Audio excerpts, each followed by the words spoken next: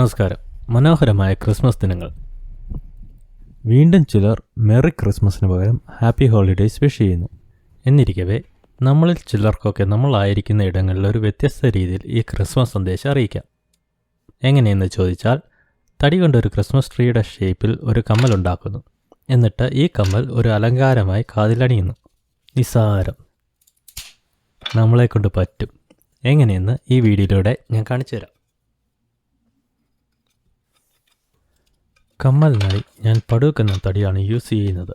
African ഹാർഡ്വുഡായ ഈ പടുക്ക് തടിയുടെ colour റെഡാണ്. അതുകൊണ്ട് തന്നെ ഇത് പെയിൻറ് ചെയ്യാതെ നാച്ചുറലായി ഉപയോഗിക്കാം.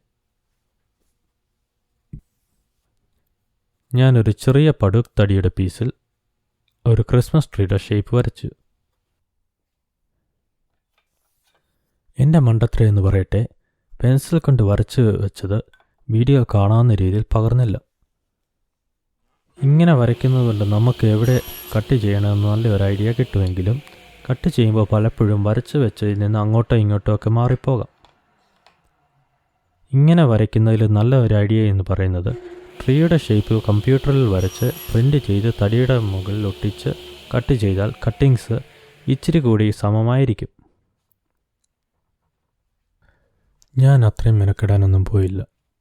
എന്നിരുന്നാലും പിന്നീട് ആലോചിച്ചപ്പോൾ ഇച്ചിരി കൂടി പ്രിപ്പയർ ചെയ്തിരുന്നുവെങ്കിൽ ഫിനിഷ്ഡ് പീസ് കുറച്ചുകൂടിയൊക്കെ ഒരുപോലെ വരുമെന്ന് എനിക്ക് തോന്നി.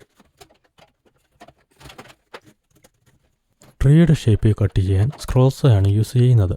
സ്ക്രോൾസോ വാങ്ങുന്നതിന് മുന്നേ ഞാൻ ബാൻസോ യൂസ് ചെയ്ത് ഫ്യൂ പീസസ് ഒക്കെ ഉണ്ടാക്കിയിരുന്നു. എങ്കിലും ഇത്രയും ചെറിയ പീസ് കട്ട് ചെയ്യാൻ ബാൻസ് സേഫ് അല്ല എന്ന് മനസ്സിലാക്കിക്കൊണ്ട് ആണ് ഞാൻ സ്ക്രോൾസോ വാങ്ങിയത്. കണ്ടാൽ പുതുമ തോന്നുമെങ്കിലും ഈ സ്ക്രോൾസോ യൂസ്ഡായി ആണ് വാങ്ങിയത്. അതുകൊണ്ട് മെഷീൻ പകുതി വിലയ്ക്ക് കിട്ടി. പലപ്പോഴും കട്ട് ചെയ്ത് വരുമ്പോൾ മാർക്ക് ചെയ്ത ലൈൻസിൻ്റെ ഒന്ന് അങ്ങോട്ടോ ഇങ്ങോട്ടോ ഒക്കെ മാറി പോകാറുണ്ട്. അങ്ങനെ വരുമ്പോൾ ഒരു ഊഹം വെച്ച് ഒരു ഷേപ്പ് കട്ട് ചെയ്തെടുക്കും.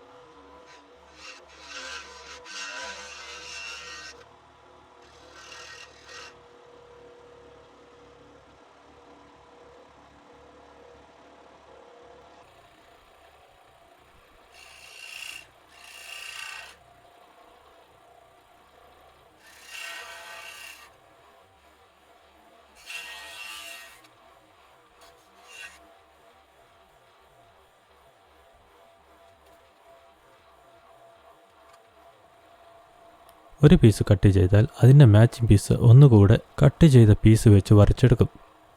അതുകൊണ്ട് ജോഡി തമ്മിൽ സാധാരണക്കാർക്ക് നല്ല സാമ്യം തോന്നും.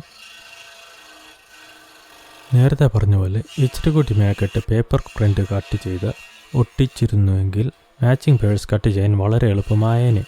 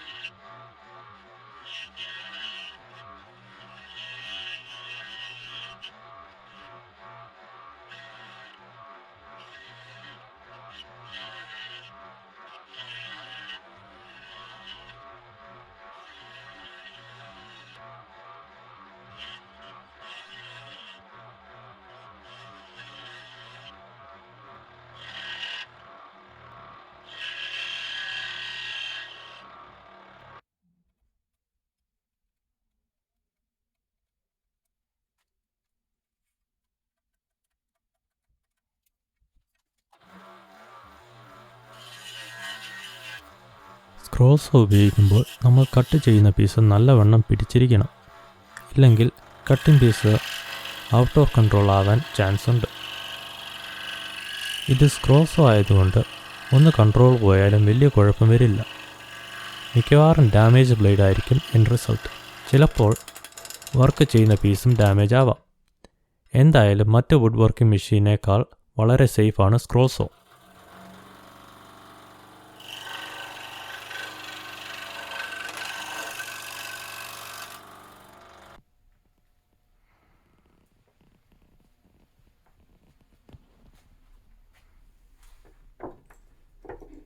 സ്ക്രോൾ സോ ഒരു ചെറിയ ബ്ലേഡ് യൂസ് ചെയ്ത് സങ്കീർണമായി കട്ട് ചെയ്യുന്നു. മാനുവൽ സ്ക്രോൾ സോ ഉപയോഗിച്ച് നമുക്കിത് കട്ട് ചെയ്യാം. പക്ഷേ മാനുവലായി കട്ട് ചെയ്യുന്നത് നല്ല കഷ്ടപ്പാടാണ്. അതുപോലെ ഓരോ സ്ക്രോൾ സോയും ഡിഫറെൻറ്റ് ടൈപ്സ് ഓഫ് ബ്ലേഡ് ആയിരിക്കും യൂസ് ചെയ്യുന്നത്.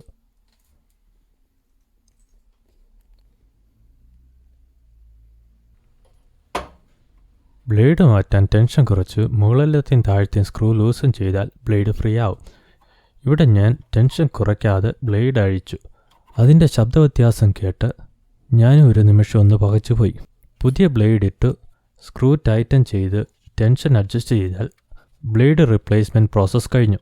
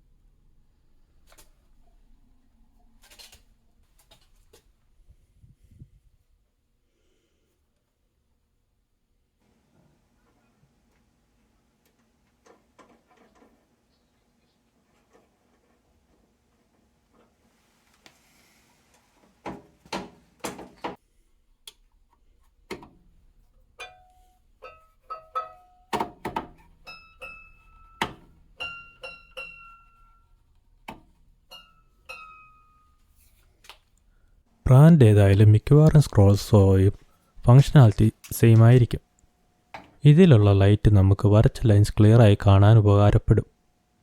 പിന്നെ ഈ കാണുന്ന കറുത്ത ഹോസ് മെഷീൻ ഓൺ ആക്കുമ്പോൾ എയർ പമ്പ് ചെയ്യും. ഈ ഹോസ് നമുക്ക് ഈസി അഡ്ജസ്റ്റ് ചെയ്യാം. അത് കട്ട് ചെയ്യുമ്പോൾ ഉള്ള അറക്കപ്പടി ക്ലിയർ ചെയ്യാൻ സഹായിക്കുന്നു. ഇതിൻ്റെ കട്ടിംഗ് സ്പീഡ് നമുക്ക് ഈസിയായി അഡ്ജസ്റ്റ് ചെയ്യാം. ഓരോ മെറ്റീരിയൽസിൻ്റെയും തിക്നെസ് അനുസരിച്ച് ബ്ലേഡ് മൂവ്മെൻറ്റ് കൺട്രോൾ ചെയ്യാം.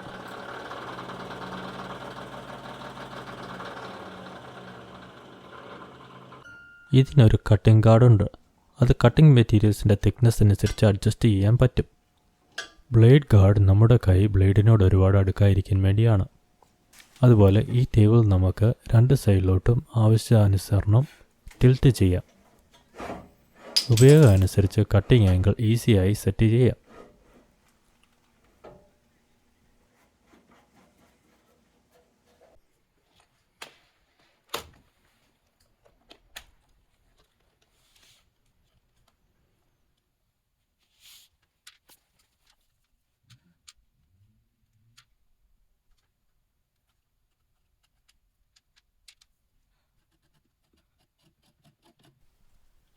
നേരത്തെ വരച്ച ഔട്ട്ലൈൻസൊക്കെ ഒന്ന് ക്ലീൻ ആക്കാൻ എന്ന ഉദ്ദേശത്തിലാണ് ഉളി ഉപയോഗിക്കുന്നത്.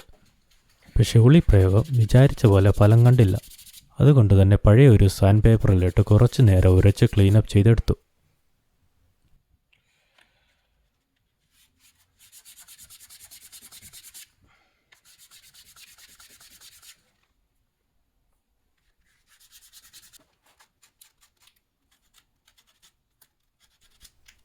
ട്രയാങ്കിൾ ഷാർപ്പ് കോർണേഴ്സൊക്കെ ഒരു സാൻഡ് പേപ്പർ യൂസ് ചെയ്തൊന്ന് സോഫ്റ്റൻ ചെയ്തു. ഇതൊരു ചെറിയ ഫയൽ ഉപയോഗിച്ചും സ്മൂത്ത് ചെയ്യാൻ പറ്റും. പക്ഷേ ആ സമയത്ത് എൻ്റെ ബുദ്ധി അത്രയ്ക്ക് അങ്ങോട്ട് പോയില്ല.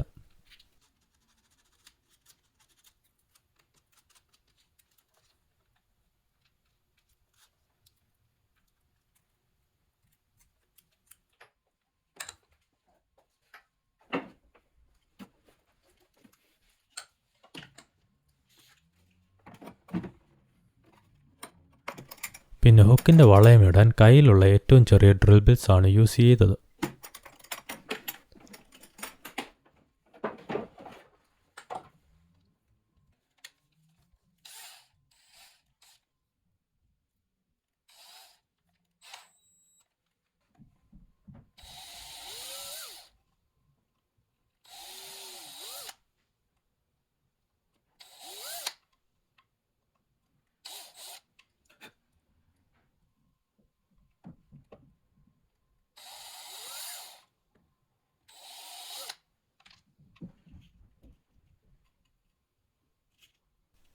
വളയമിട്ട് ഹുക്കിൽ പിടിപ്പിച്ചു കഴിഞ്ഞാൽ അത്യാവശ്യം പണി കഴിഞ്ഞു. ഈ ഹുക്കും വളയുമുള്ള കിറ്റ് ഞാൻ ആമസോണിൽ നിന്നും വാങ്ങി. സിൽവർ കളറുള്ള ഹുക്കാണ് എനിക്ക് കൂടുതൽ നന്നായി തോന്നിയത്. അതുകൊണ്ട് സിൽവർ കളറല്ല ഞാൻ പണ്ട് ഉണ്ടാക്കിയ സമയത്ത് തന്നെ തീർത്തു. ഇതിന് ഞാൻ ബാക്കിയിരുന്ന ബ്രോൺസ് യൂസ് ചെയ്തു.